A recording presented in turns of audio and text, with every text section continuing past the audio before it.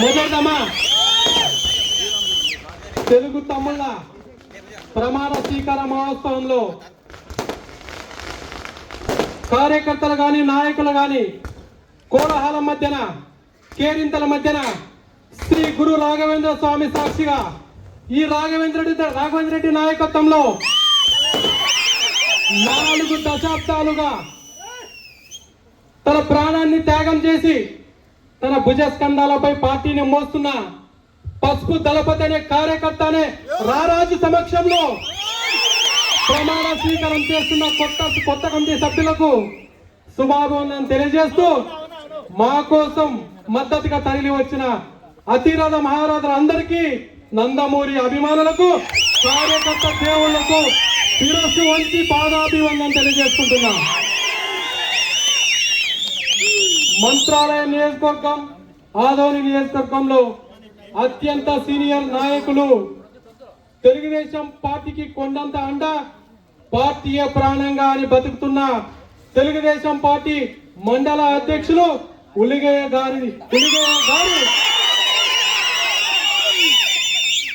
గారు ఒక మాటలో చెప్పాలంటే ప్రజల సహకారంతో నాయకుల సహకారంతో కార్యకర్తల సహకారంతో పార్టీని ఒంటి చేత్తో నడిపించిన నాయకుడు అని చెప్పడంలో అతిశయోక్తి మీకు అందరికీ తెలియజేసుకుంటున్నా. అంతటి నాయకుడు తర్వాత దాదాపు 24 సంవత్సరాలు పార్టీ అధ్యక్షుడిగా సేవ చేశాడు.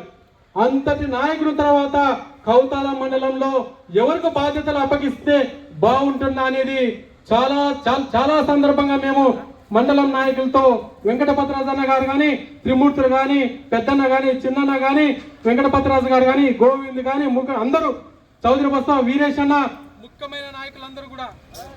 ముఖ్య నాయకులందరూ కూడా గోతులటి ఇంట్లో కూర్చొని చాలా చర్చించుకున్నాం. అందరూ ముఖ్య నాయకులు కూడా ముక్త కంఠంతో ఒకటే మాట తెలియజేశారు. ఉలిగయ్య అన్న కుటుంబంలో మీ కొడుకులు కానీ మీరు కానీ ఎవరు ఉన్నా కూడా మా సహాయ సహకారాలు ఎప్పటికీ ఉంటాయని చెప్పేసి ఒక్క మాట చెప్పారు.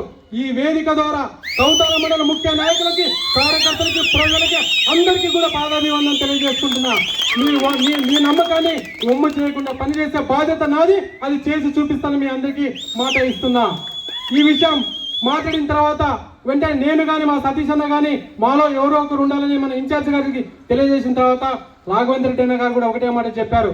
నా మాట ఉలిగైన మాట ఏదైతే ఇస్తాడో ఆ మాట శిరసా వహిస్తా అని చెప్పి ఈరోజు నాయకుడు చెప్పాడు. ఆ నాయకుడికి ఈ వేదిక ద్వారా ఎప్పుడు మీ కుటుంబానికి కానీ మీ కూడా కృతజ్ఞత ఉంటామని తెలియజేసుకుంటున్నామన్న. అలాగే ఈరోజు ఈ తెలుగుదేశం పార్టీ మండల అధ్యక్షునిగా నేను పదవి స్వీకరించబోయే ముందు ఒకటే మాట ఇస్తున్నాను. తెలుగుదేశం పార్టీ కార్యకర్తలకు అన్నా మీకు ఒకటే మాట ఇస్తున్నా, ఈ కార్యకర్త మహాశయాలను కాపాడుకోవడంలో ఎప్పుడు నేను ముందుంటాను. మీరు మీ మనోభావాలను గౌరవిస్తాను. మీకోసం ఎందాకైనా వస్తా, మీకోసం ఎందాకైనా నడుస్తా అని మీ అందరి సమక్షంలో మాట ఇస్తున్నాను. రాబోయే రోజుల్లో ప్రతి కార్యకర్తని కానీ నాయకుని కానీ కౌతాల మండలం కాపాడుకునే బాధ్యత నేను మా మండల నాయకుల సహకారంతో తీసుకుంటానని తెలియజేసుకుంటున్నాను.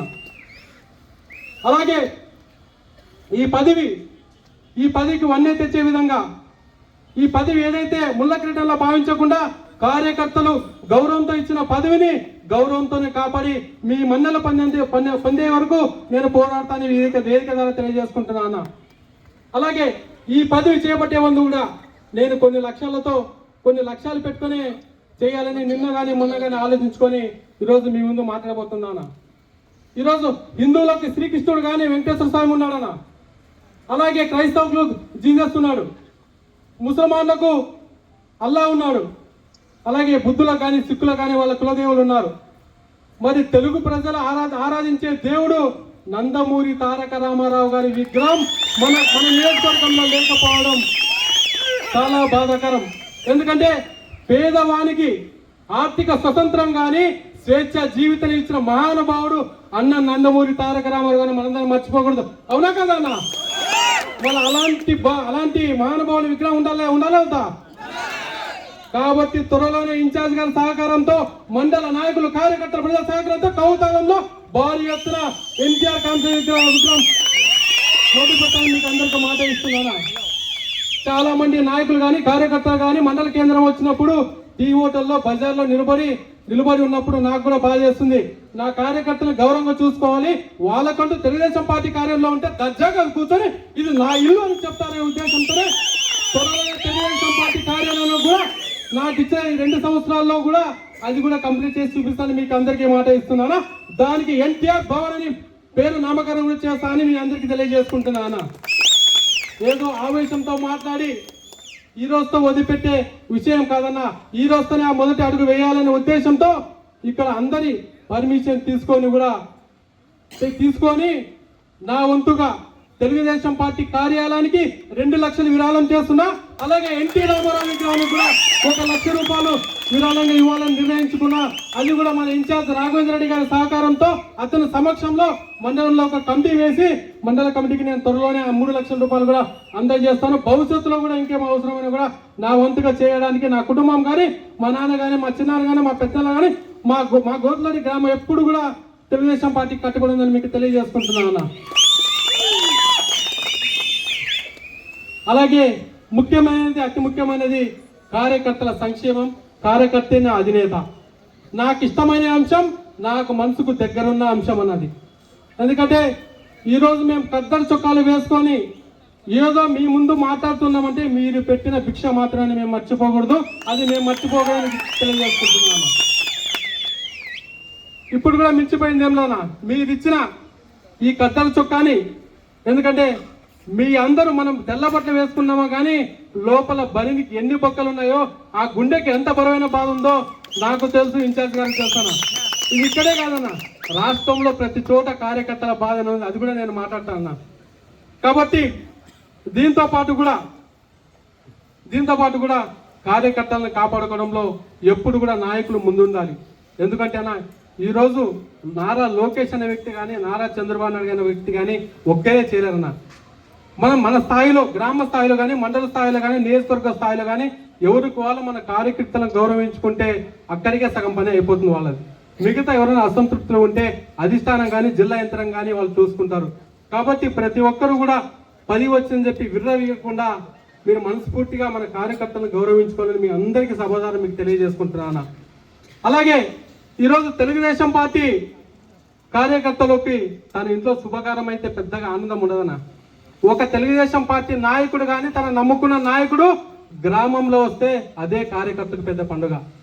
ఈరోజు నాయకుడు వస్తున్నా అంటే వీధిన వెళ్ళి నా నాయకుడు వస్తున్నా అని చెప్పేవాడు కార్యకర్తన. ఫ్లెక్సీలు బ్యానర్లు కట్టేవాడు కార్యకర్తన. బాణసంచ కాల్చేవాడు కార్యకర్తన.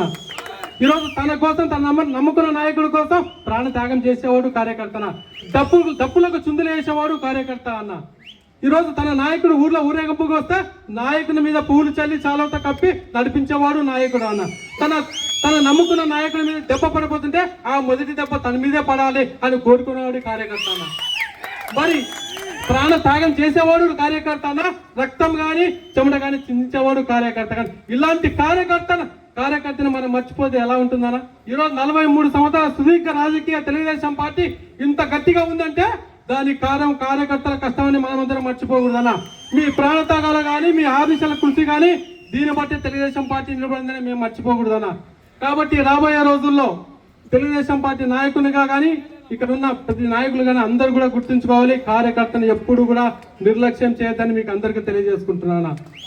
అలాగే ఈరోజు ఎంతో కష్టపడి అక్రమ అరెస్టు కానీ, అక్రమ నిర్బంధాలు కానీ, ప్రాణ త్యాగం కానీ, అలాగే ఆర్థికంగా చితుకుపోయి గొంతులు కోసినా కూడా జై చంద్రన్న, జై తెలుగుదేశం అన్న అంటాడే తప్ప కార్యకర్త ఇంకొక మాట అన్నాడన్న. మళ్ళీ అలాంటి కార్యకర్త కష్టంతో తెచ్చుకున్న తెలుగుదేశం పార్టీ ఎన్డీఏ గవర్నమెంట్ లో మన కార్యకర్త ఎక్కడో మూలన ఆగిపోయాడే. ఇది బాధే కదన్నా, చాలా బాధాకరం. కాబట్టి అక్కడ ఉన్న కార్యకర్తని ఇక్కడ తీసుకొచ్చి గౌరవించాల్సిన బాధ్యత అందరికీ ఉంటుందని మీకు అందరికీ తెలియజేసుకుంటున్నా. దీంతో పాటు కూడా రాబోయే రోజుల్లో మనం ఒక్కరిని నమ్ముకుందామన్నా.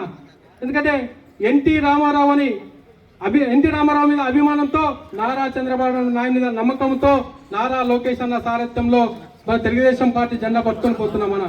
ఆ ఒక్క నాయకుని నమ్ముకొని ముందుకెళ్దాం. కార్యకర్తలు కష్టపడిన ప్రతి కార్యకర్తకి న్యాయం చేసే బాధ్యత నారా లోకేష్ అన్న తీసుకుంటాడని మీకు అందరికీ తెలియజేసుకుంటున్నా. రాబోయే రోజుల్లో చాలా చేంజెస్ వస్తాయన్నా.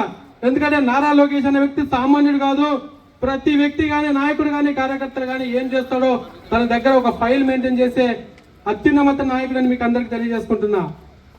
అలాగే దీంతో పాటు నాతో పాటు ప్రమాణ స్వీకారం చేసిన ఈ నాయకుల గురించి కూడా కొంత చెప్పాలనుకుంటున్నా అన్న.